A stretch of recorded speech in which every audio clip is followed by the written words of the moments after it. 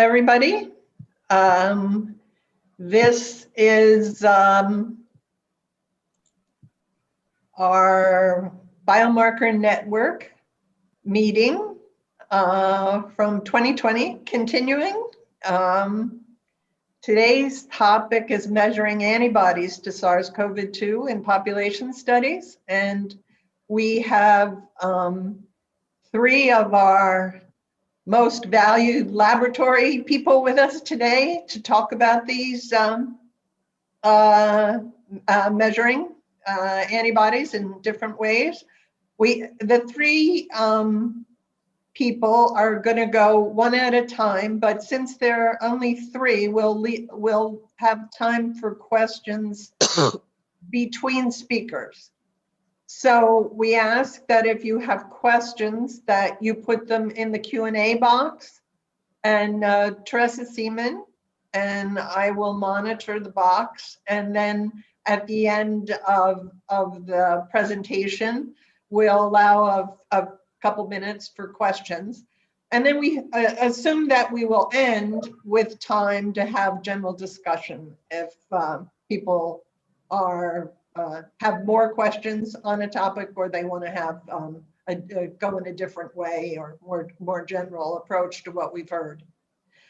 So the first speaker today is going to be Mark Wener, who is the Director of Laboratory Medicine at the University of Washington, and with whom we've long worked on this network and measuring a variety of assays. Mark, can you share your screen? Good, I think. Yes, I think so. I think so. It's always those challenges of, yes, I think I can. Yep, looks like it's going to work. Okay. Thank you. Good. Well, thank you very much for the invitation. It's really a privilege to be working with the network and also to be invited to speak today. So really appreciate it. I thought I would give a kind of an overview of COVID-19 serology, some general principles, some caveats, if you will, and then kind of as a lead in. So some overall topics are: what are the targets of the immune response to the virus? What's the typical course of antibody development? I'll go into these in more detail during the talk. What about the duration of antibody, a key issue and particularly important for seroprevalence surveys, and then cover a few methodologic issues involved with antibody measurement from my perspective. So what is the virus? Of course, severe acute respiratory syndrome, coronavirus 2. We've been through all this a lot. The fire hose of information. By the way, all my references will be 2020. You don't need to go any further back to talk about this virus. So I've got, in many instances, dates of the year for my references rather than year, because it's always the same year. Single-stranded virus, as you know, we know about the family and the genus and some of its connections. Important for the purposes of this talk, the mature virion has 4 structural proteins: the envelope, membrane, nucleocapsid, and spike. And here is the sort of typical cartoon showing the important proteins. And important for the measurement of antibodies are the spike proteins that are on the surface and that mediate binding to the receptor, and the nucleocapsid. And these are the main targets of antibodies that we measure. So importance of the spike antibodies, and we're going to be talking more about them, is that there is very strong evidence convincing that the binding to the ACE2 receptor, which is the cell receptor for the virus, is mediated by the spike protein, and therefore antibodies that bind to the receptor should inhibit that. So this is from a paper in February, really at the start, paper in Science. Really describing the detailed structure of the virus and associating the structure with the spike protein. So we know that the spiked protein is a trimer within the virus, and kind of looking down from above, it looks like the three-cornered hat because it's got the three, it's a homotrimer, that is three of the same spike protein. We know that actually in the body, when it binds to cells, the S protein is cleaved into two subproteins, the S1 and S2 protein. Sometimes the entire spike protein is measured. Sometimes some assays measure the S1 protein. Others, measure the S2. And then a key portion of the S1 protein is the receptor binding domain, RBD, which is contained as a portion within the S1. And this pictured really from the paper in Science, the RBD, one of the three RBDs sticks out like a thumb, and that's the part that mediates binding directly to the cell receptor. So a lot of focus on the S1 trimer, on the individual components, and particularly on the receptor binding domain. The immune response to the virus for antibodies is really primarily the spike glycoprotein and nucleocapsid protein, but other proteins also play a role in terms of mounting some kind of minor antibody response. Clinical importance and epidemiologic importance and pathophysiologic importance really not so clear. We also know that the T cells recognized those plus many other portions of the virus, including these so-called open reading frames that don't have structural proteins associated with them. And again, the role of that in the immune response still remains unclear. What about the timing of seroconversion? Well, classically one thinks about IgM showing up before IgG, but with this virus, there's really very little, if any, time advantage for IgM versus IgG. So shown on the x-axis is the days after the onset and the cumulative seroprevalence over time. Typically by about 30 days, virtually everybody has antibodies present and detectable, and I'll get to the virtually everybody because it's not actually everybody. But the difference between IgG and IgM and those that measure so-called total, very, very minimal. And in some instances, in fact, you can detect IgG before IgM and vice versa.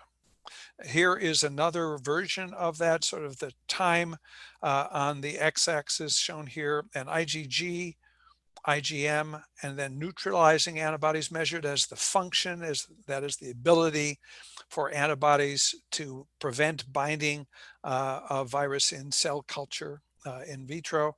And they all show up with a very similar time frame and with some variability. Zero time here is the time from the initial PCR results. Some people actually have antibodies detectable when the initial diagnosis is made. Typically, they occur in the 7 to 10 day window, sometimes up to 15. And by 30 days, virtually everybody has that. And that's no matter how you measure the results. This also shows that there is some differences between those with mild and severe disease. But generally, there's actually a fair bit of overlap in the time frame for the antibody response. I think there's some evidence this is generated from a publication from China, but seen now from a variety of different sources, that the nucleocapsid antibodies, anti-N, appears slightly earlier than the spike protein. So you can see on this example, the black nucleoprotein antibodies coming up before spike. This is from the NIH series, it's not true in every case, but there is a tendency for essentially the nucleoprotein shown in black to show up and meet the threshold before blue. Here's another case where the threshold for black is essentially seated before the spike protein. But there's a fair bit of variability in that as well. This is from some paper work we generated early in the University of Washington series, and that antibodies detected by 4 different methods actually showed up at a slightly different pace, a different trajectory of time to seroconversion. So in this case, each of the separate colors is a separate patient, and each of the 4 different uh, uh, plots is a different assay, and they differ from each other in both the magnitude and the rate of turning positive. So not all assays are the same. In general, there is a relationship between the antibody level and the viral load, uh, despite some of that variability. So there is a variable time to the antibody response shown here in blue, for example. This is again time from first PCR and the threshold of positivity at about 6 days in this case. In this case, even at day 1 after PCR, antibodies were detectable. Shown in blue is the assay for measuring the RNA from the virus, the CT, that is basically the numbers of cycles to detect the virus, and that's really inversely proportional to the amount of virus that's present. So the X's in the green show the times that the virus RNA was undetectable, and there's variable time to clearance. Sometimes even after several weeks, there may not be viral clearance. But what's interesting, in part in terms of thinking about the role of the antibodies, is that in some patients, the viral load seems to be falling before the antibody is detectable. So here's rising levels of the CT, that is smaller amount of viral load before the antibody is detectable. Here's another case. The green is going up, fewer viruses around before the antibodies are detectable conventionally. And that just points out that not all protection is related to antibodies, but the details of that still not perfectly clear. In general, however, despite those exceptions, generally rising antibody is associated with less virus. That is, higher CT, higher cycle time, meaning less virus, is associated with higher levels of antibody. And by the time you get to pretty significantly high levels of antibody, it wouldn't usually be able to detect RNA based on the nucleic acid detection.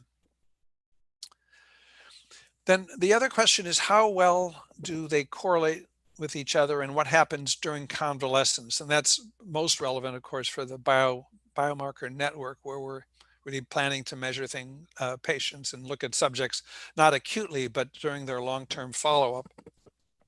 And in general, anti-spike measured in our lab via the Euroimmune commercial ELISA, and the nucleocapsid measured on the Abbott instrument, they generally correlate well. This was a study of 250 patients who were actually all volunteering to be plasma donors as therapeutic plasma. Almost 90% of them had been outpatients, had not been very sick.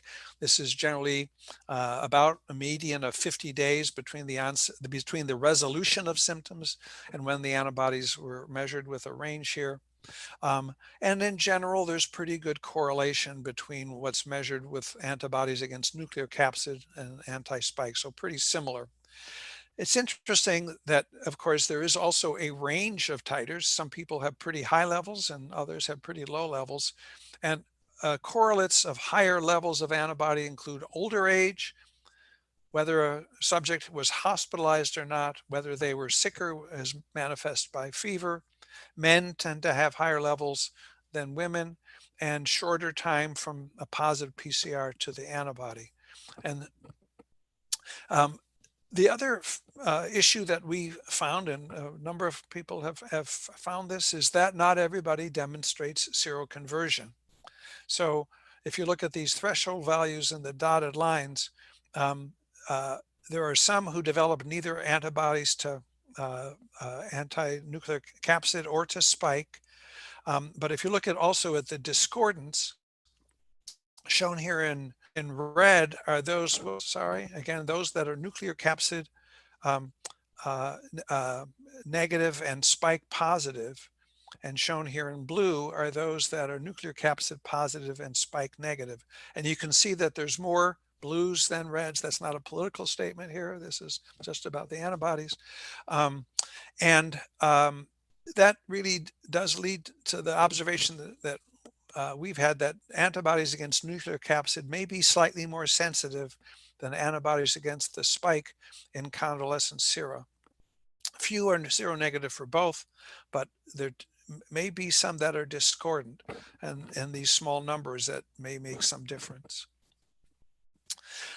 In general, antibodies against the receptor binding domain do correlate well with anti-S1. This is Euroimmune commercial assay versus an in-house ELISA, and there's generally good correlation. And I'm in debt to Jake Coffrin in the lab, in our lab, who generated these data.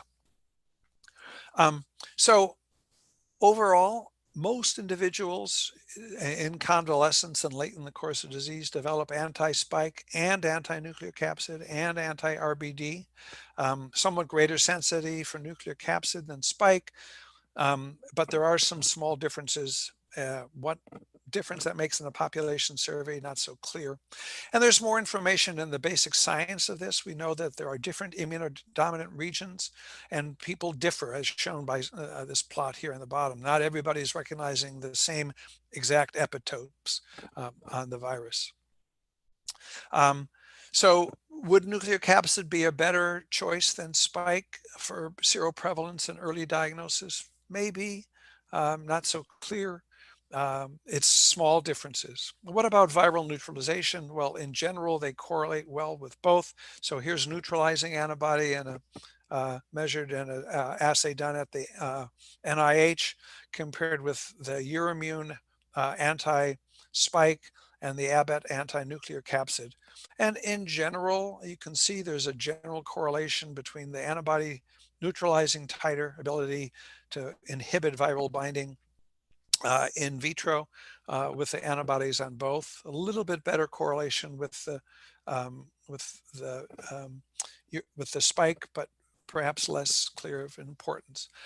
We also looked at why was it, or what can we find out about the small percentage, the 3% of our PCR documented to be positive, but never seroconverted. And it's not clear why. This is shown for those patients, and there's nothing that stands out. One of them had a number of chronic illnesses that you might ask could play a role. That was the lone person who'd been hospitalized. These others were folks who were hospitalized, who had not been hospitalized, mild disease, and they had two different time points in which the antibodies were measured, and they were, one of them relatively early in the course of disease, another one a little later in all but one, and they didn't develop antibodies. David Cole, who worked on this, also looked for their T cell responses. I won't go into the details, but whereas all the seroconverted patients also demonstrated a T cell response, these also did not demonstrate a T cell response based on gamma interferon production. So there's some subtle immunodeficiency here that we're not really sure about. Another question is, what about the course of COVID-19? So again, we've already shown that the standard model of immune response isn't quite right for this virus. We usually say virus levels rise and then fall, and it's really when it's on the decline that we can measure IgM and then IgG antibodies. And I've already shown that often the curve is shifted to the left. People are making IgG and IgM antibodies when the virus titer is still robust. What about the later time point? What happens over time? So again, this is from our convalescent plasma study. Again, people volunteering to be donors for therapeutic plasma administration. Shown on the far left is the neutralizing antibody titer, and on the y-axis, the x-axis is days since the positive PCR, and there's essentially a uniform decline. That's true also if one measures spike protein, and also if you measure nuclear capsid protein in the Abbott assay. They all tend to show a fall, and a few more in the protein way down and never develop much of an antibody response. This is controversial. There's an Icelandic study that says that, in fact, antibody levels are robust and stay high, but I think there are a number of papers that show that there's a general decline, although not uniform. Here's a paper, a letter to the editor that was in the New England Journal in September from UCLA. So a few are fairly stable, but in general, there's a decline over time. Here's another paper from Korea. There's some variability in response, but in general, there's a decline. It may depend a little bit on how sick one was. Those who were asymptomatic tend to be lower but flatter, whereas those who were sicker with pneumonia tend to start out higher and tend to decline. And that's true again, whether one is measuring ELISA, optical density, IgG, or neutralizing antibody titers. Here's a study from Greece, kind of often multiple different directions, but in general a decline. And here's another paper kind of in a similar story looking at IgG levels over time in people with more severe disease and those with milder disease. And in general, some of these are flat, but there's a tendency for a decline. And then the people with mild disease, shown here on the right and in blue, some of them never returned seropositive. So stayed down below the threshold of positivity. And this is from that same paper where they show there's a significant difference between the antibody levels in those who have severe disease and those who have mild disease. In this small study of late disease, they didn't show much of a difference, but the numbers are small, and I think the lack of significance is likely because, in fact, the numbers are small because there's a number of kind of increased numbers that are kind of at the bottom who don't have a detectable response. I want to talk about a couple of methodological issues in ELISAs in general and the problems of measurement. I'm not going to talk really in this talk about the point of care types of tests with a visual response. There's a lot written about those, and we know those don't have sensitivity or specificity that's really adequate for population testing and low prevalence. But even for ELISA or for professional assays, there are problems with nonspecific binding and low-level binding, and some with cross-reactivity.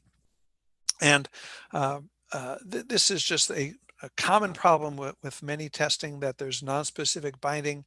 And as a practical approach, some nonspecific binding can be solved by using uncoated wells to subtract background binding. That is to say, coat with antigen, but in parallel have others that are not coated. And if one is looking for low level of signal, where the risk of false positive results from noise or from background binding can influence seroprevalence, we have found that it's helpful to use these uncoated wells and subtract from the coated well and get normals to be more normal, if you will. This is by testing patients with pre-COVID, from 2019 and before, who can't possibly have the virus, and making sure that we don't get false positive results. And again, Jay Coffin in the lab provided me with some of these data. What about cross-reactivity with non-COVID coronavirus and with other kinds of cross-reactivities? All of the clinical assays have warnings about lack of specificity. I would say that in general, that's more of a problem with IgA and IgM assays, and I don't have time to go into the data, but really for IgG quantitative or professional assays, I don't think that's much of a problem.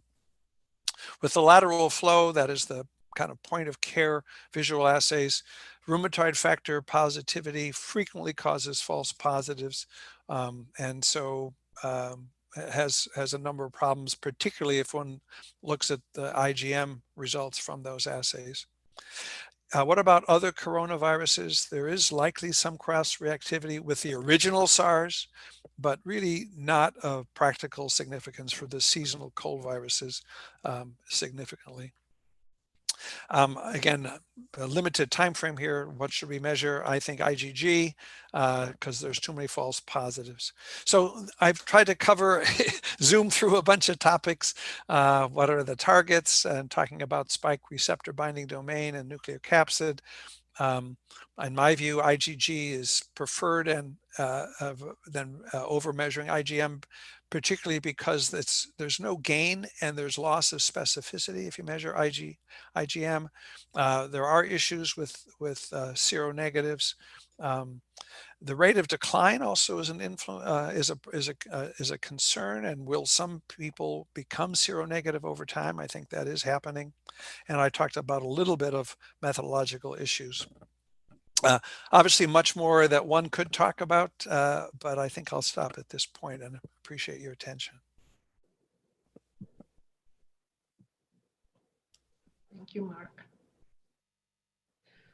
So Eileen, we have one question. Yes. Why don't you go ahead, Tressa? Okay, someone is asking how long IgG is detectable. Is it similar to other coronaviruses? Yeah, so that's a really good question. And let's see, I'm going to see if I can back up to some of that data about time. So depends how you look, but this is days after onset of symptoms. So some people are pretty flat, but others are declining. Again, in our study here, you can see that there is a decline that was in most of our patients, again, 90% of whom had been outpatient. And the neutralizing titer based on in vitro assay of viral neutralization and ELISA test for spike protein and a professional assay for nuclear capsid all decline. You know, the half-life is probably about 50 days, but variable. That is, we don't know the long-term answer though. What's the long-term, you know, kind of tail end? And I don't think we know the answer to that. What we know with coronaviruses, the community cold viruses, is people can get them every year or two, and it's variable. You know, the school teacher who starts out teaching, you know, first grade, gets it every couple of years until they build up a robust response. So I suspect that may be true here, but we don't know. Not enough time yet to be able to establish that question. And, you know, related to that is, what about reinfection? And again, there's been lots of news about reinfection occurring rarely, but a few well-documented cases, some of whom might have a medical or biological reason for with immunosuppression, but others just seem to happen. So hopefully milder disease, but stay tuned. We're all going to be learning. Tressa, do you want to do the other question? Sure. There's another question. Are SARS-2 RNA positive non-IgG seroconversion patients ever IgM seropositive? You know, ever is such a great word, probably. But in the population that we, and again, I haven't gotten into too much into really the details about what does it mean to be positive, and the thresholds that one uses depends on the assay a little bit. So I think it's possible to exceed the threshold in IgM and not with IgG, but biologically, I'm not sure that's real. And again, what I can say with a fair bit of data is that there's more false positives with IgMs. So if one sees that low level, is it a specific response to the virus, or is it a non-specific or heterotypic response? You know, kind of, there's a lot of data about that. When people get sick, they start making more of many different antibodies, and the non-specific levels of IgG and IgM and IgA go up, and it may be it's recognizing non-specific binding. So as a practical matter, and certainly for population testing, I think IgM is more likely to cause confusion and false positives, particularly in a low prevalence situation, as most of the country is now. Thank you. Thank you. I think we're ready to move to the next talk, and this is going to be by Tom McDade. And Tom is the director of the Laboratory for Human Biology Research at Northwestern University. Tom, do you want to start and share your screen? There we go. All right. Let's see how it works here. Okay. Looks good on my end. Yep. Good. Great. Okay. Well, thank you all for organizing this session and for the invitation to present. It's great to follow Mark for two reasons. One, he's doing great work in this area and has an important influence on our community. And also because I don't think I'm doing anything horribly wrong based on what he said about the coronavirus and its measurement, which is great, although we will find out shortly. All right, so I'm going to focus on dry blood spot testing for antibodies. This is a way to reach people in the community. And just by way of background, so Mark gave us some background, but you may recall early on in the pandemic, April, May, there was a lot of talk about antibody testing, and there are good reasons from a public health and policy perspective why it may be useful and of interest to many of us and others. One is getting good objective estimates of seroprevalence, levels of exposure in the community, solving this denominator problem, that is just how many cases are there, and that's important for fatality ratios, things like that. The other is it can be a tool to evaluate policies and behaviors that might mitigate transmission in the community. But also, as social scientists, population health scholars, there might be a sort of broader set of questions that are not quite so pressing in the near term, but are of high value scientifically, and also maybe for future subsequent waves, or understanding the impacts of the current pandemic and subsequent waves on well-being moving to the future. So, one of the questions I'm interested in is what predicts the course of infection. So there's exposure, but then there's also a high frequency of asymptomatic infections and mild infections, and then also, of course, the serious infections. From a life course perspective, we might be able to model what are some of the factors earlier in the life course that predict the course of that infection once exposed. And then there are obviously the life course consequences of a prior exposure infection. And we can think about multiple domains in terms of physical health, mental health, as well as human capital outcomes that be relevant to exposure. And we can track that better retrospectively with antibody testing. And of course, there are some perils to antibody testing, aside from the methodological issues, false positives, things like that. There's been a lot of talk about antibody passports, some stories about people even trying to go out and get infected, so then they don't have to worry about getting exposed at work. And then also there's the politics of seroprevalence. Herd immunity is now a trigger word for some people. So we need to be aware of, particularly when we start to think about antibody testing in population-based settings, as many of us are interested in doing.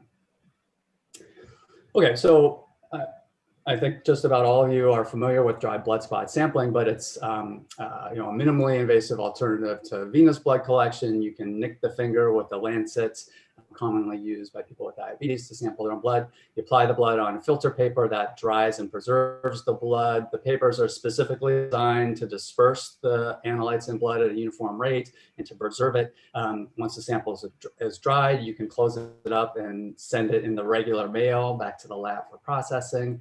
And then in my lab, we use hole punches. We actually use an automated system now. This is a bit older, to punch out discs of blood. In April, actually, I think it was the end of March in Illinois, we were at a shelter-in-place order. The university shut down. But in the middle of April, I was able to get access to my lab. And because I realized that in this moment, there's an emerging conversation about antibody testing. I had developed blood spot antibody tests previously. And I thought if there was ever a moment for dry blood spot sampling, it was now, in the sense that we could mail collection material to people in their homes and have them collect a sample and then send it back to the lab. So the dry blood spot sampling, or other finger stick based approaches, provide the possibility of convenient and safe sampling in the home to reach people in the community, especially when we're telling them to stay home and we don't want them to come to hospitals and clinics, which at the time were overwhelmed with clinical cases. So keep people at home, but we can still access their blood, and then we can bring it to the lab where we can quantify it with a level of accuracy that approaches the gold standard serum or plasma-based protocols. So I worked up a protocol, and what was key in this actually early on was I had some collaborators and colleagues at our medical school who were doing a parallel effort to develop a serum-based serological assay for IgG antibodies. And they got early access to antigen, which was a key limiting reagent in April and May, and actually still there are some delays in finding and accessing supplies. But the virus, as Mark described here, has the spike protein, which is key for viral entry. And then we use a recombinant receptor binding domain, so a fragment of that spike protein that's produced through molecular biology techniques. We coat our plates with RBD. We add participant sample, which is eluted dried blood spot material, so we basically make whole blood again. We incubate, and then it's a straightforward enzyme immunoassay where we build up the sandwich, and we have a signal here where we use antibodies that are specific to the human IgG. So the platform is flexible in the sense that you could test for IgG or IgM. You could also use different antigens. You could test for spike protein or other viral antigens. But we're focusing on RBD and IgG specifically for the reasons that Mark talked about earlier. Okay, so this is our validation. We can skip this first panel. It's basically a negative control, but we were able to get access to blood from confirmed negative people. So this was blood in my freezer that had been collected prior to the pandemic. These are all dry blood spot samples. And then with my colleagues at the medical school, we were able to collect a set of samples from PCR confirmed cases. And this is an optical density reading. And what you basically can see here is that there's clear separation between the PCR positive COVID cases and the negatives. No instance of false positive with our assay, at least in this analysis. Maybe one false negative here, a low level of IgG production, consistent with what Mark was saying happens occasionally.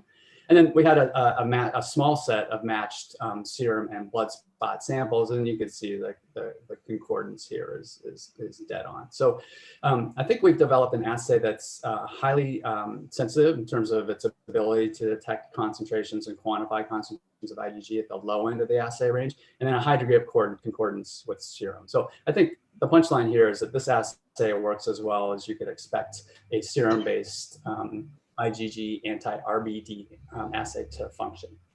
Now, in all of my prior work, just about all of my prior work, and most of the collaborations that I've done with many people here on this call, we've sent interviewers into people's homes who are trained in collecting a dry blood spot sample, and they collect the sample as part of an interview. Well, obviously we couldn't do that in April, May, and it might be possible now, but probably not for much longer. So I developed an at-home collection kit, and this is just a picture of an early version of it. This is my spare bedroom where I was assembling supplies to mail out to anyone who was willing to give us a blood sample. And basically through social, friend networks, professional networks, we identified people who might be at higher risk of exposure and asked them to send us a blood sample.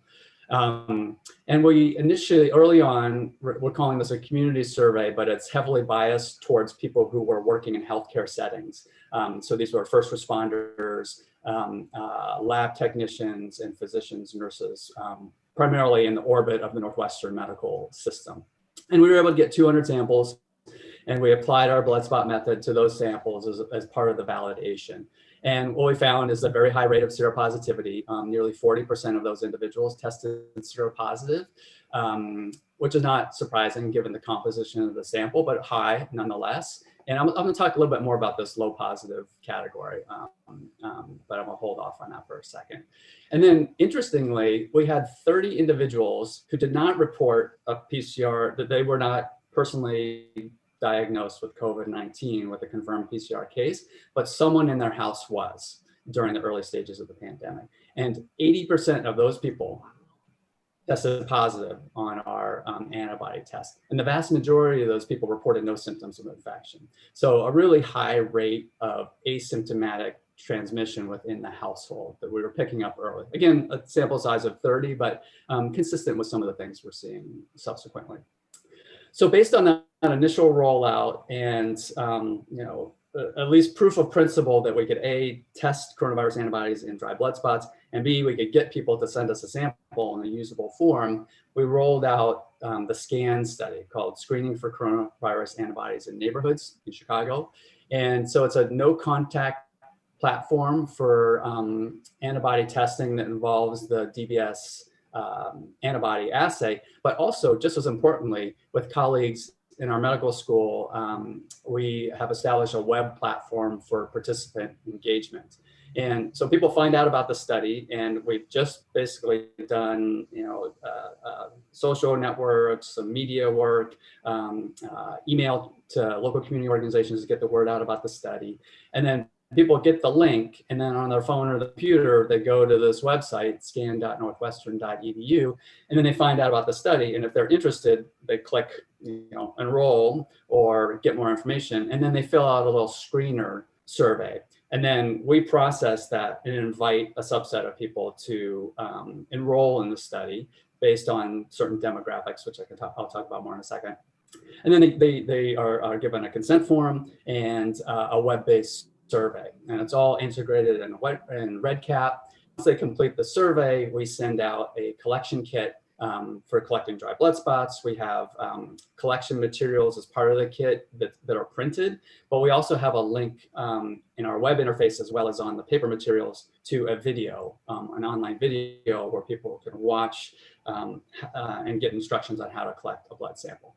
They can also now, we've added this over the past month, they can also reach out to a member of our team over the phone and get phone guidance or Zoom guidance on how to collect a blood sample if they want. Not a lot of people do that, but that is an option now. So our initial design, we're calling SCAN Phase 1, we're just about wrapping it up.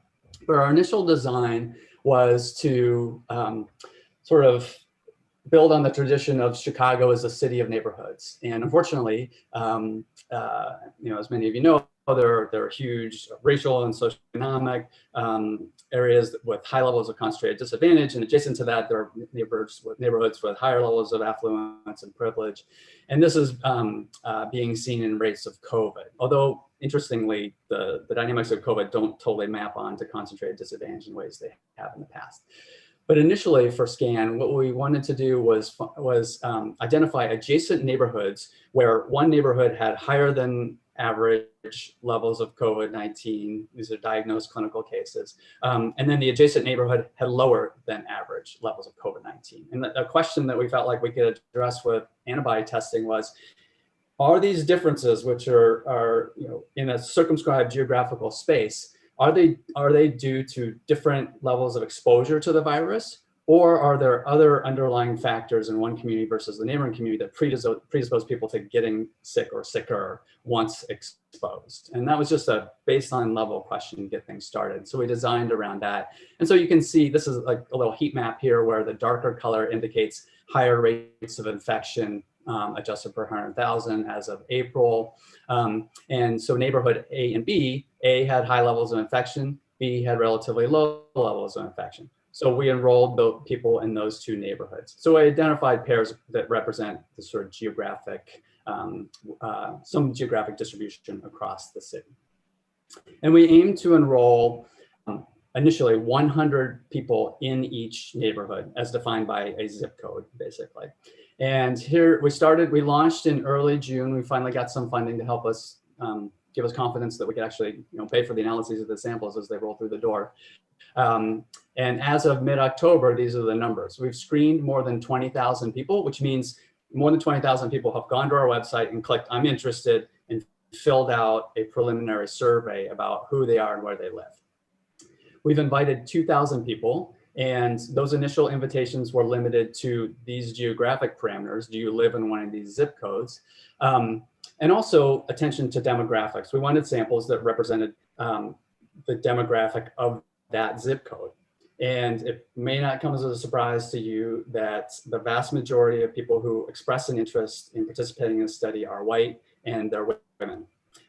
So we put all of the people who screen and are deemed eligible into a pool, and then we gate our invitations to get as representative, to get the demographics to our sample to represent the demographics of the zip code as closely as possible. At this point in time, 75% of the people who have been invited have completed the web-based survey. And of those who've completed the survey, nearly 72% have collected a DBS and sent it to us in the lab in a form that we can analyze it. I'm hoping we can get this up to 75 or 80%. We still have 438 outstanding spot samples. Some of these collection kits were sent out 2 weeks ago. So hopefully they'll come in. We're also reaching out to people, sending reminders over text message, and in cases making some phone calls to get them to submit things. One of the unanticipated challenges we're finding right now is that despite the fact that you can collect a blood sample, let it dry, and put it in a paper envelope and send it back with a forever stamp, so very low cost, the mail is a train wreck in Chicago right now. I know this is national, but it's always been not great in Chicago, but it's really bad right now. So we're finding that sometimes it takes 2 weeks to get a sample from the participant's home to the lab after they said they've mailed it or what the postmark says. And we're losing a non-trivial number of samples or losing a non-trivial number of collection kits. So people will say, hey, where's my collection kit? And we say, well, we sent it to you 2 weeks ago, and it never gets there. So that has been an unanticipated challenge. All right, so some preliminary results. We're just getting started. We haven't quite finished phase 1. We're still waiting for some remaining blood spots. We're starting some preliminary analysis, hoping to write something up over the next couple of weeks. Let me just orient you to 2 neighborhoods. So these are the neighborhoods, and they're sorted based on the week 32 case rate. So these are data from the city of Chicago that are organized by zip code. And this neighborhood, Belmont-Cragen, had the highest rate of COVID at week 32. So this is early July, sort of middle of summer, when we were actively recruiting people. And then pair 3 here. So this includes Hyde Park, where probably some of our attendees are zooming in from. And then just to the west is Back of the Yards, New City, Fuller Park.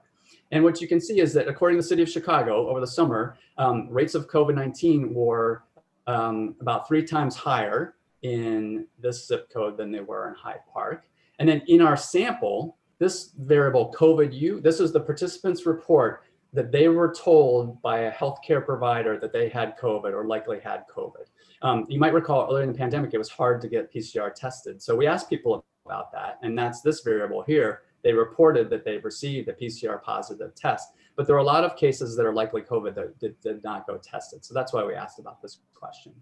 And what you can see is that here in our sample, the likelihood of a report of COVID is much higher in the New City area than it is in Hyde Park.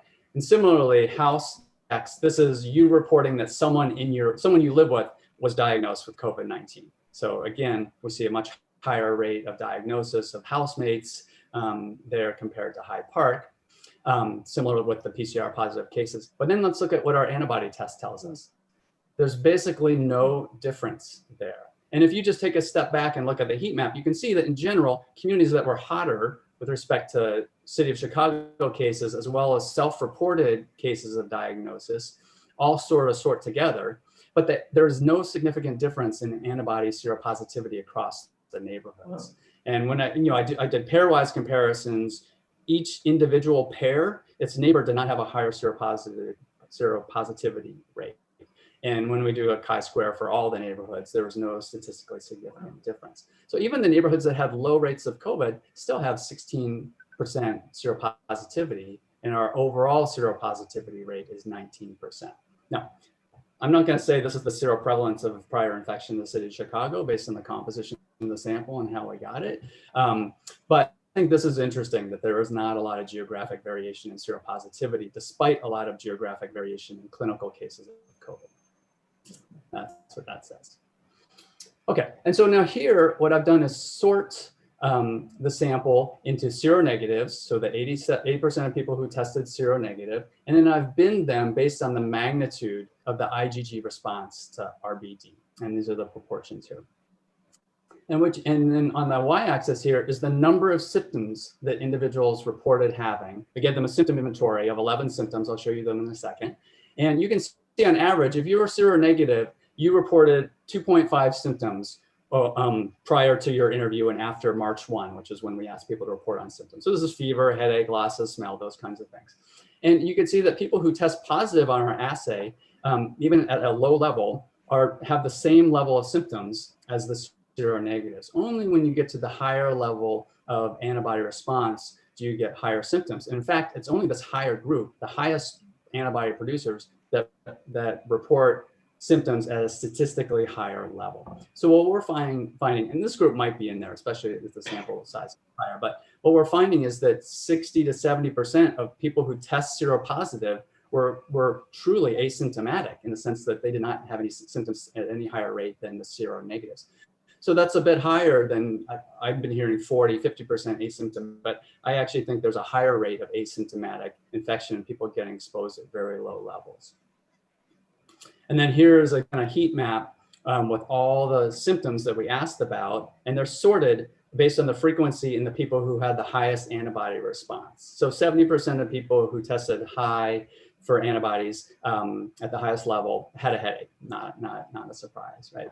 But you look at the negatives and the people at this lower end, these are indistinguishable. And in fact, some people report more symptoms in the negative group than they do if they have a positive case, but at a low level.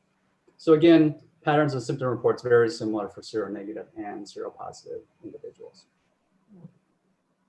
So that to me is very interesting. I think this is back to what I said earlier about this sort of category of low positive exposures. And this is points that Mark made about the sort of sensitivity of a test specificity are very important. And our tests, you know, what threshold you decide to use to determine a positive versus a negative case, our results are very sensitive to that. And I think our assay is more sensitive than most because we feel like we have established a cut point that is safely away from where the negatives are. But I think most assays use a cut point that's further away from that. So our results are sensitive to that, but that doesn't mean it's not biologically meaningful, particularly for the kinds of questions I'm interested in. We could come back and talk about that more if people are interested.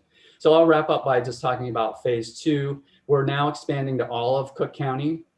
And we have funding to test at least 3,000 people, maybe more. We're going to start focusing on repeat sampling, both survey and with the blood spots. And here we can hopefully get at some of the issues related to the duration of antibody response. And then also with baseline data, we can look at likelihood of infection and subsequent waves, which now seem to be upon us. And then we're also going to start testing for neutralizing antibodies. And I think this is particularly interesting because the binding antibody test, everything we've been talking about so far, I've been talking about, gives us a window back in time to who has been exposed and what factors might predict that exposure. But it tells us nothing. Well, we don't know. It doesn't say we don't know exactly what it tells us about immunity moving forward. A measure of neutralizing antibodies should give us better information on an individual's immunity to subsequent infection moving forward. And that's critically important for a number of reasons, which I'm sure you all can imagine. So we're testing for neutralizing antibodies. I'll just go through this quickly to explain it. So let's imagine, hypothetically, you're at an event where there are a lot of people who are infected and shedding virus and not wearing a mask. The virus binds to the ACE2 receptor in your epithelial tissues. And if it's uninhibited in that binding, then infection can result. But if you have antibodies that can bind to the spike protein and sort of gum it up, prevent it from interacting with the ACE2 receptor, then you can prevent an infection. This can be done in vitro in a biosafety level 3 lab where you take a live virus, you incubate it with someone's sample, and in the presence of neutralizing antibodies, those antibodies, whether they're IgG, IgM, IgA, whatever, whether they're against S or RBD or various things, as long as they bind to the virus and sort of prevent it from interacting with the ACE2 receptor, which you can bind to the bottom of a well, then you get inhibition. The problem with this live virus test is it has to be done, you're handling live virus. So it requires a very high level of biosafety certification and management. And there are, I don't know, Mark will know, a dozen or so labs in the US with that certification. A BSL-2 lab is the kind of lab I have. It's a standard immunoassay lab where we're certified to handle potentially infectious samples. but not infectious agents like live virus. So we can handle blood and saliva. We can replicate that process by taking just a piece of the virus, so no live virus, and we can incubate that in the presence of sample, and the antibodies will bind to the RBD or spike and prevent it from engaging the ACE2 receptor, which we've bound to the bottom of our assay plate. And so that's what we're doing now. And these are not my data, but they show you that if you have a COVID-19 positive sample and you incubate it in the presence of virus, that it will inhibit by nearly 100%, or in this case, 75%, the ability of the virus to bind to the ACE2 receptor. That's a proxy for the process of infection. And as you dilute the sample out, it becomes less effective, as you would expect. If you do this, what's called this surrogate virus neutralization test, the one I just described, and you compare it with the gold standard or conventional live virus neutralization test, the correlation is very high. So this is a reasonable thing to think that we can do in the lab, in a BSL-2 lab. So we've worked up a dried blood spot method for this. We're early on in it. I have the protocol set. Over the past couple months I've been working on it, and now it's time to do the validation. So very early validation results suggest that if we look at matched plasma and matched blood spot samples, we get basically very similar results. These are PCR positive individuals. These are individuals who test positive on our antibody tests, but were not PCR confirmed COVID-19 cases. So nice pattern of correlation here, probably. And then if we just compare the level of inhibition, so this is proportion of inhibition, higher number means more inhibition, more antibodies neutralizing the viral ACE2 interaction. Seronegative individuals are way down here, 10 to 20%. Seropositive individuals range from 15 to 60%, and confirmed PCR cases are over 90% in terms of their inhibition. So this is about what we would expect. So that suggests that the protocol is working. And that we can think about starting to roll it out at the population level and not just in clinical settings. So that's the next step, one of the next steps for our SCAN study. The study design is TBD. This is a more expensive assay, so we won't test everyone. But if people have thoughts on the best way to apply this and roll out and leveraging the design of our study, I'd be really interested in hearing your ideas. One thought is that we just test people who are seropositive. Although I think I'd be interested to hear what Mark has to say about this, but some people may have a better neutralizing antibody response in the absence of seropositivity of SARS CoV-2 based on prior coronavirus antibody exposures. So it might be worth testing some negative individuals as well. All right, I just want to thank NSF and NIH through our CTSA, as well as my funders and other funders and collaborators. And thank you all for having me here today. Thank you, Tom. There are two questions. Tressa, do you want to do these? Okay, so the first question was, it says it's for Mark and Tom. All the assays are developed in the context of high-income countries.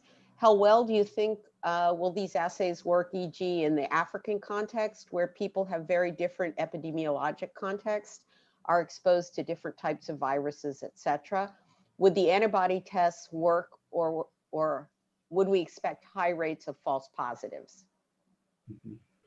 I can take a stab at that, and maybe Mark can add, but we have received about 500 samples from healthcare work in Ghana. So we'll be using this assay. In fact, this week, postdoc in my lab is running those analyses. So we'll actually have some information on that. So I see no reason to think that it won't work and tell us interesting things. And I don't think that there's be an increased risk of false positivity, but that's a good question and worth considering. I thought maybe the questioner was going to imply the application of this method in lower income settings. And it's a pretty standard immunoassay. So any lab that has immunoassay capabilities, so long as they can get the supplies, should be able to implement this protocol as well. I think it's a great question, and I really appreciate Tom's talk. It'll be interesting to see what results from the Kenya study. What I would say is the likelihood of problems will be greater in those areas that have been exposed to SARS, the original SARS, and MERS, because those coronaviruses are more closely related to SARS CoV-2 the agent of COVID-19. And so those who've been in the parts of Asia that had a fair bit of SARS-1, or Toronto, actually, where there was an outbreak there, or in the Middle East with MERS, those have a higher risk. But for the rest of the world, direct cross-reactivity with the antigens that are part of SARS-CoV-2, the agent of COVID-19, not very high. Then the other question is, what about non-specific binding because of higher levels of gamma globulin and so on associated with chronic infection? And I think that does have some potential risk, again, particularly for IgM and people who have high levels of kind of active immune responses to a variety of other agents. But risk is low. And I think, again, with a quantitative assay where one picks the right cutoff based on ideally a control from that population, shouldn't be a problem, or at least a manageable problem. And there's two other questions for you, Tom, and I'm going to combine them because they both sort of relate to processing issues. One is, how long did it take for the filter paper to get back to the lab? And was it stored under special conditions? And the other is, with the issues of delays in shipping, are there concerns about variable temperatures and humidities that the samples are exposed to for later assay reliability or precision? Yeah. No, those are great questions. So, in terms of the time to receipt, it's anywhere from, well, the participant tells us when they mail it, right? We will receive the samples anywhere from 3 to 14 days forward, with an average of about a week. So it's variable. Obviously, we have that information, so we can use that as a variable to evaluate its impact on the results. We don't monitor the temperature. We don't monitor the humidity. We roll this out as quickly and at low cost as possible. I am not overly concerned about antibodies. If I was testing for cytokines or other markers in the samples, I would be more concerned. But antibodies are super robust molecules. And I've evaluated the stability of Epstein-Barr virus antibodies in dry blood spots. And they're stable at room temperature and even elevated temperatures in the dry blood spot for more than a month.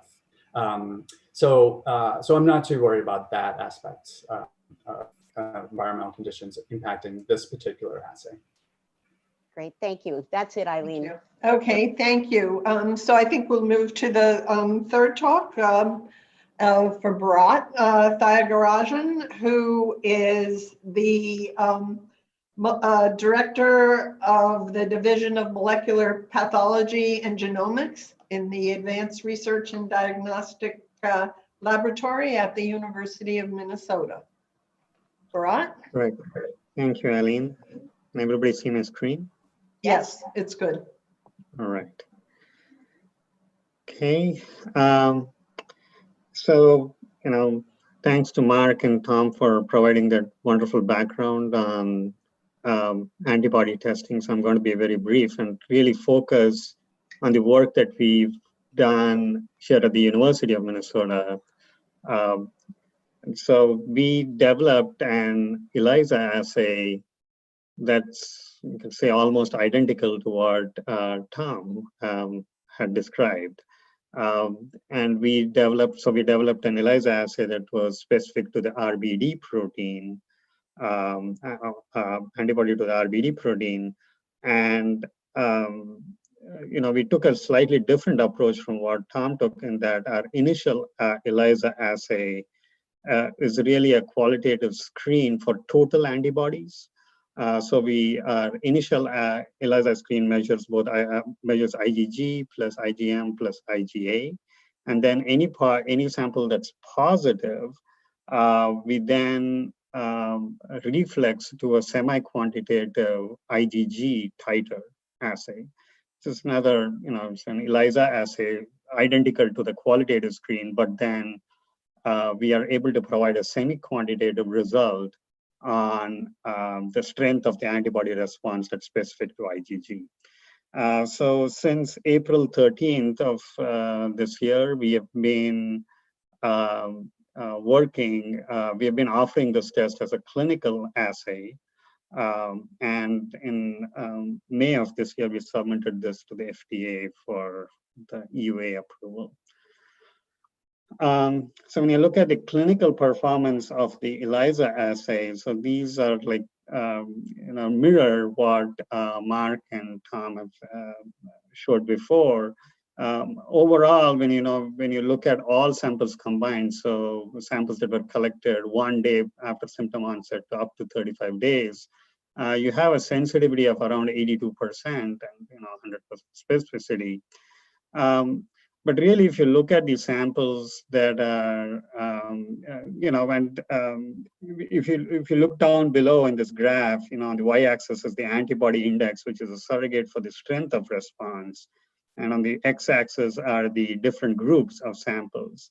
So here are your pre-pandemic samples, which are around 200 samples that we tested, your PCR negative patient samples, and then patient samples that were PCR positive but had a high CT value, so they were low positive for the virus, amount of virus. And then you had your high positive PCRs. So there is a very clear distinction between your high positive PCRs and your pre-pandemic samples. But between your, the PCR low positives and your pre-pandemic samples, there was actually some overlap in the antibody index. And really, once, what we noticed was, if you looked at, samples that were collected for antibody testing after 14 days of symptom onset, not just when they were tested for PCR, but after symptom onset, we really had 100% sensitivity, with our assay.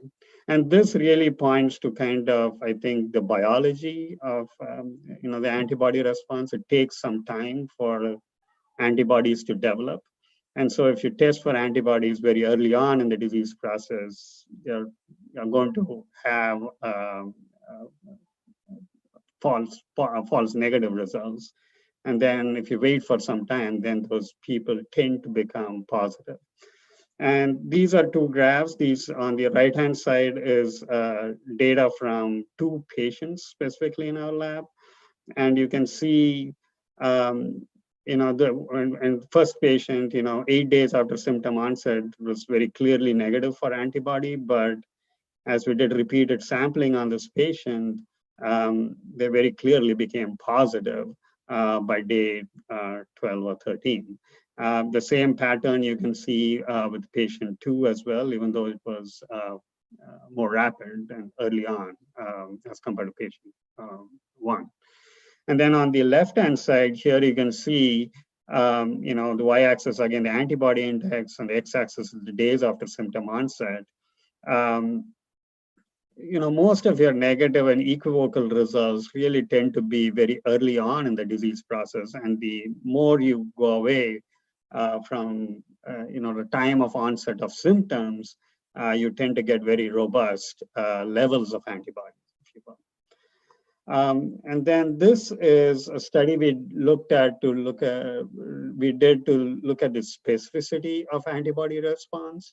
And this may, answer the question that was asked earlier about, whether if we, go to other countries with high infectious disease load, whether we are going to see a more higher influence of higher rates of false positives.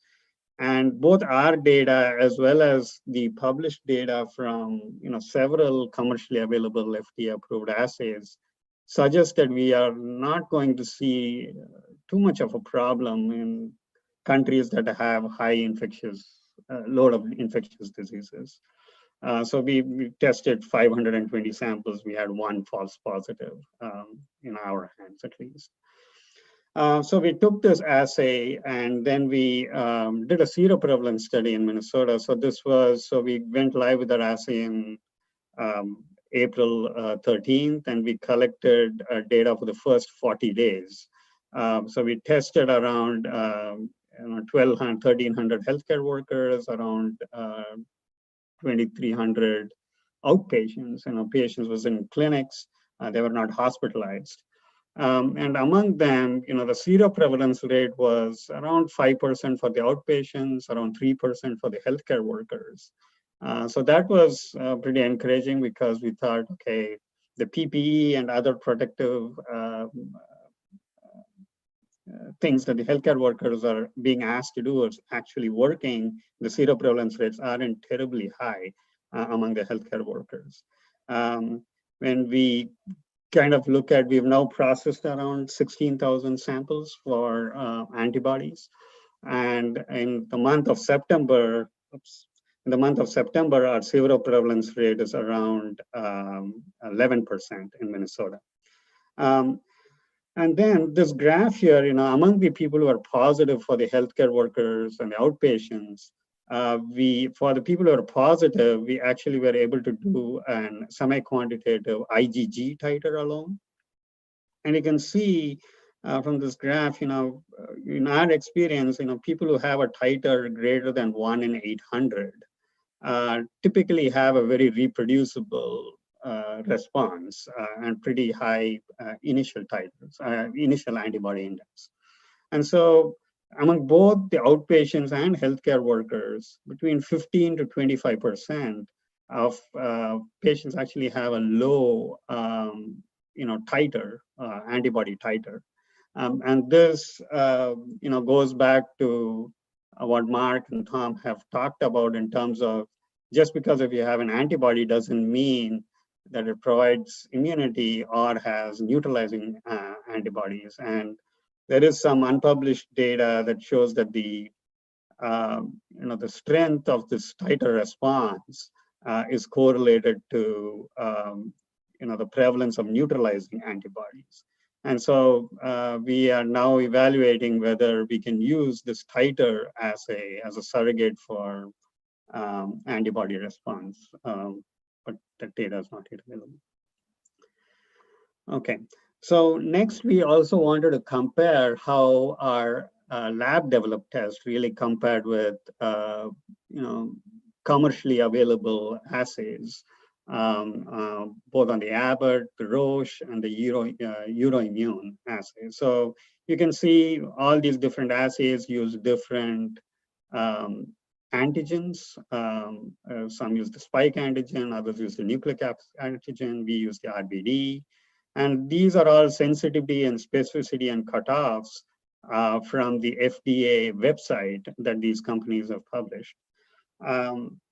And in our hands, at least, we found these concordance to be pretty good. They, at least with the Roche and the Abbott assays, we had 100% concordance. With the Euroimmune assay, there were 3 pre-pandemic samples, collected in early 2018 that were positive with the Euroimmune assay that were really negative with our assay. So we think there was some level of false positivity with the Euroimmune assay. So now that this assay was working, our interest was really to figure out how we can conduct seroprevalence studies in the context of large population cohorts that we are involved in. And we were looking at alternatives to a blood sample. And so we thought about using both dried blood spot, as Tom has talked about, and then we also looked at saliva. And we went down the road of saliva because we thought the performance characteristics were a little better with saliva. And for just practical reasons where we didn't want to get into asking participants to stick their fingers and send samples in the mail. So we evaluated various saliva collection kits, and we came up, we decided to go with this saliva collection kit from OraSure it was originally developed for self-collection of HIV antibodies, but it contains a viral inactivation agent that inactivates the virus and so makes it safe to mail it and stuff like that. The company also claimed that these antibodies are stable for up to 3 weeks at room temperature. And we tested that claim out in our lab. And what we found was really for COVID serology, there was a rapid decline, within the first 72 hours to a week. And then there wasn't really a big decline when you tested it out up to like a month. And so we have developed a protocol where we would like the samples to come to our lab within around 48 hours after collection, and the samples need to be transported at 4 degrees centigrade. And so it need to be transported in refrigerated bags. With this, we see that the decline in the antibody index is within 10 to 15%. And we have found bigger declines if you don't follow this protocol. Next, we looked at, this saliva samples. When you use that as a substrate for antibody detection, the amount of immunoglobulins in saliva is actually around 800 to 1,000 times lower as compared to what you find in serum. So we had to really modify our pre-analytic procedures to improve, our ability to detect antibodies in the saliva. And so we use these Amicon ultracentrifugal filters where we use them to really concentrate around, say, 2 mils of saliva down to like 100 microliters of saliva. And when we use that protocol, and you did these kind of spiking experiments, we saw the same level of response in the serum and saliva, using our assay. So even though we are seeing the same level of response, I want to make it very clear that the serum assay, really we do a 1 to 50 dilution. And for the saliva assay, we do a roughly a 20-fold concentration. And so at the end of the day, even though we are seeing the same response, the absolute amount of immunoglobulins in saliva is around 1,000 times lower. Next, we actually did a paired comparison of how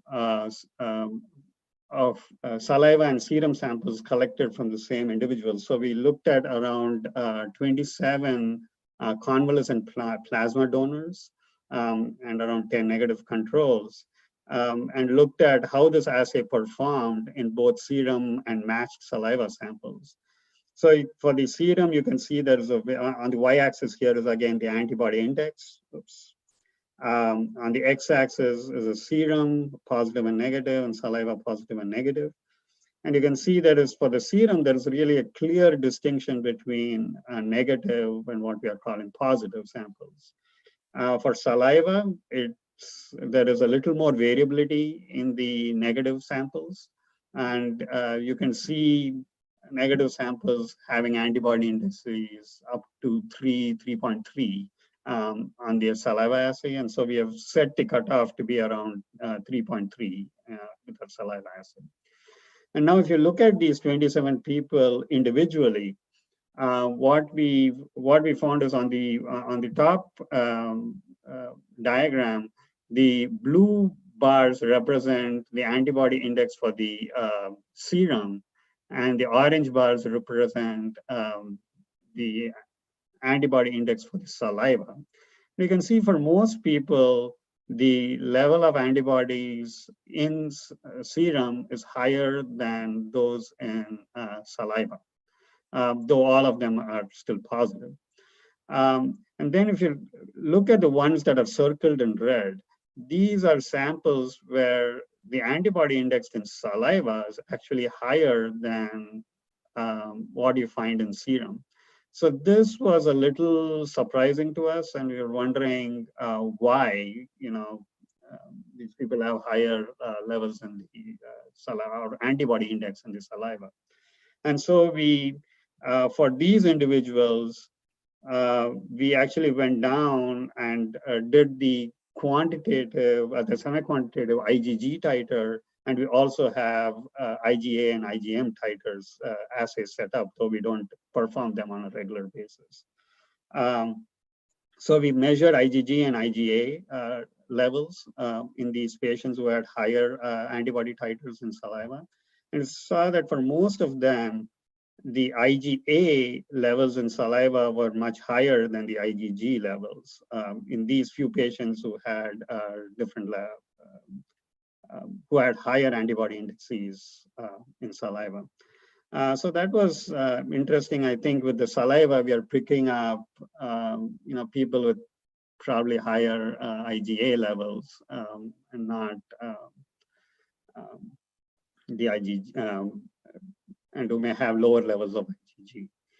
Now, in for future directions, we because of the low amounts of antibody in saliva, we actually I should take a step. I think I misspoke here. These are not titer levels. These are just the screening assay performed with IgG and IgA antibodies. So it's just, you just get an antibody index and you don't get an actual titer. So in future directions, we are going to be using, we are working with a Quantitative platform to look at really very low levels of IgG, IgM, and IgA that we can quantitate in, biospecimens like saliva that have low levels of antibody. We are doing studies with neutralizing antibody assays to see if our titer levels can correlate with the neutralizing antibodies. And as Mark has mentioned, we have ongoing studies to determine the durability of antibody response.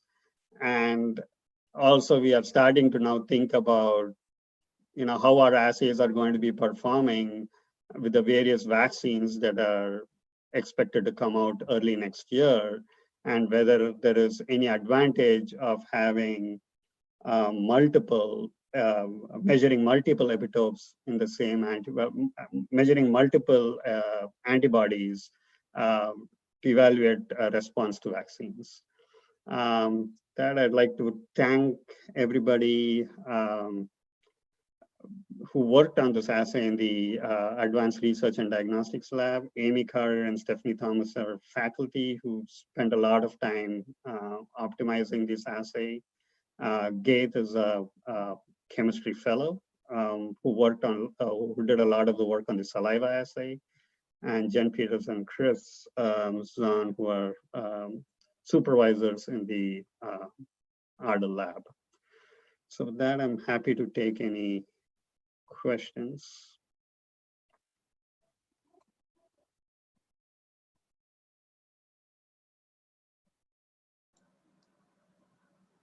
Eileen, you're muted, so was I. So Jen, do you want to just, let me see if, Eileen, can we just unmute Jen Dowd and have her ask her question? I believe so. I'm looking for her.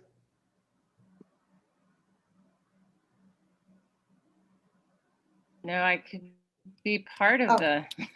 Oh, there Okay, you go. you can talk. You can hear me. Okay. Yeah.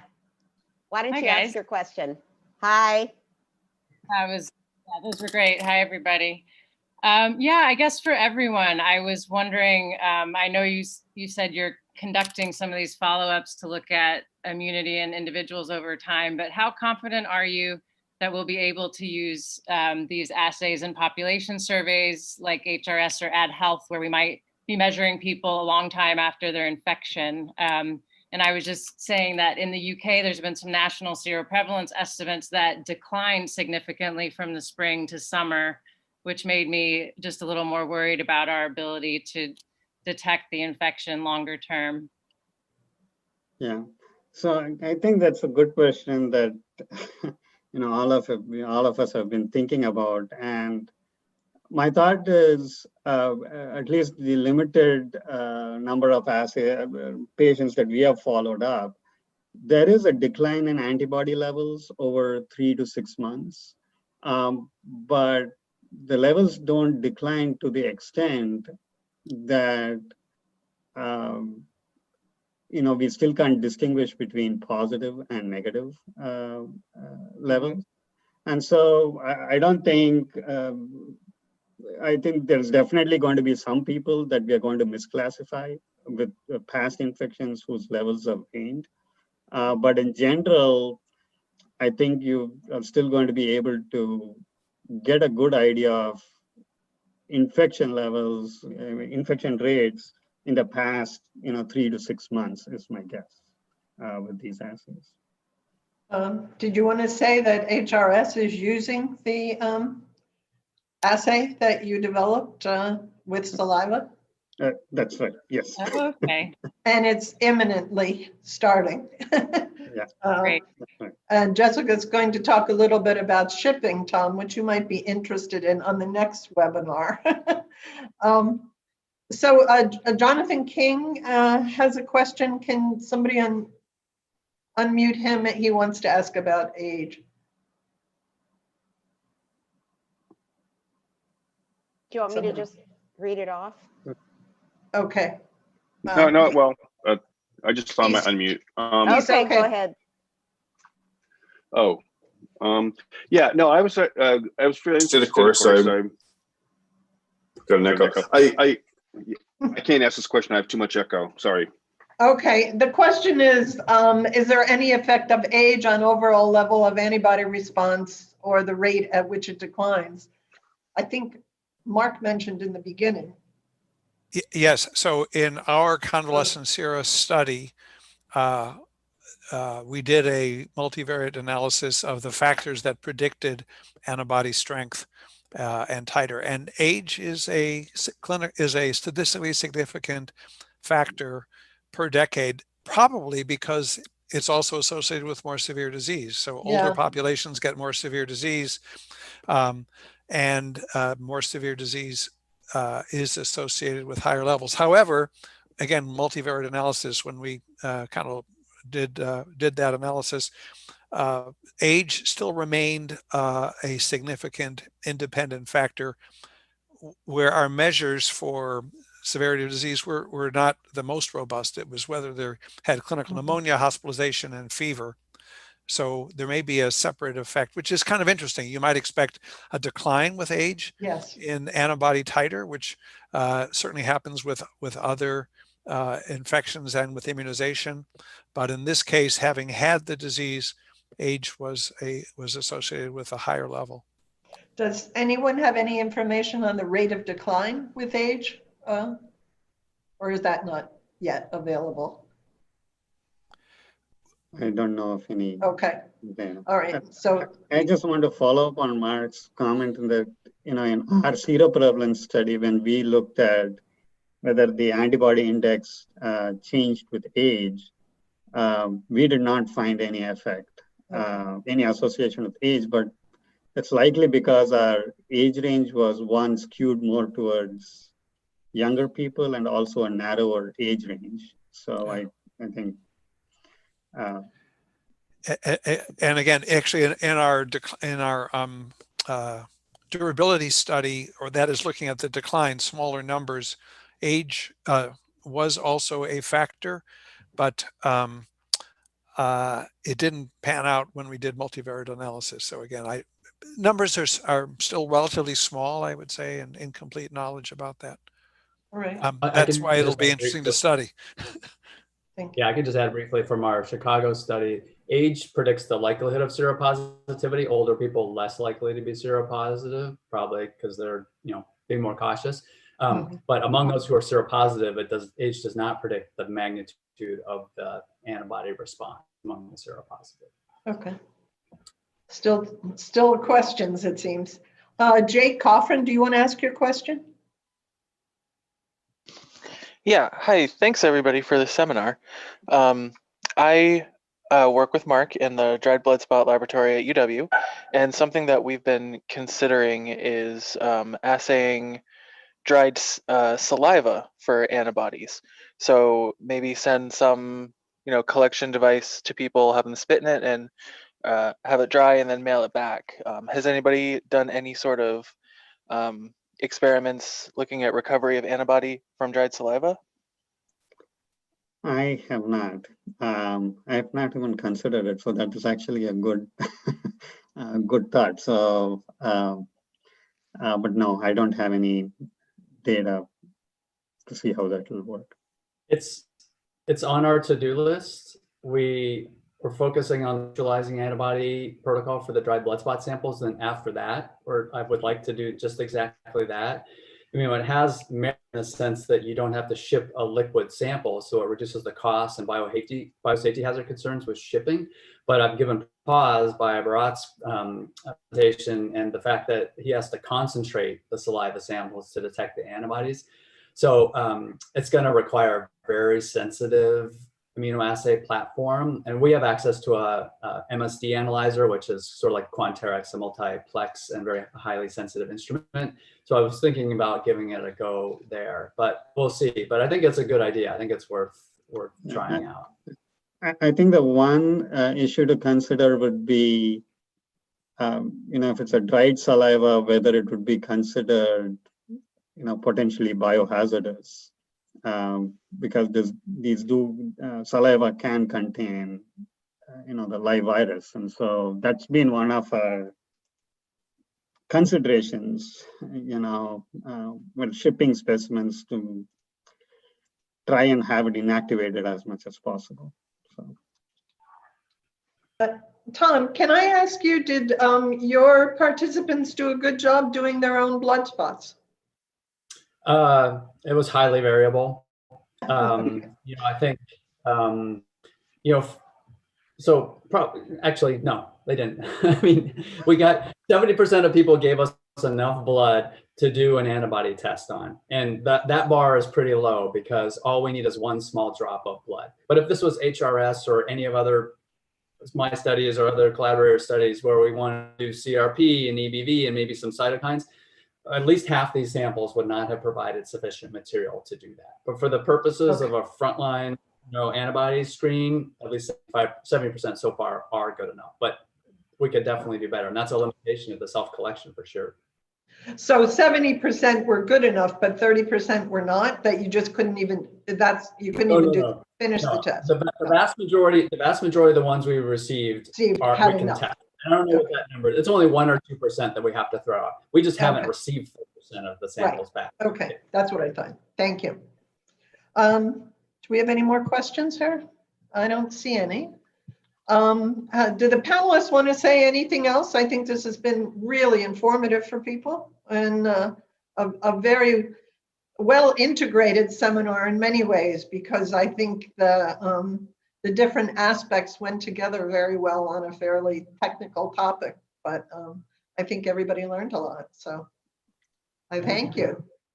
I don't have any more comments, so I think we can say goodbye and thank you very much. So on the 27th, we have another webinar that is collecting data in a COVID era, and there will be some similarity in ways with a little bit of overlap in what's been said today, but then there's a lot more specifically about doing dried blood spots in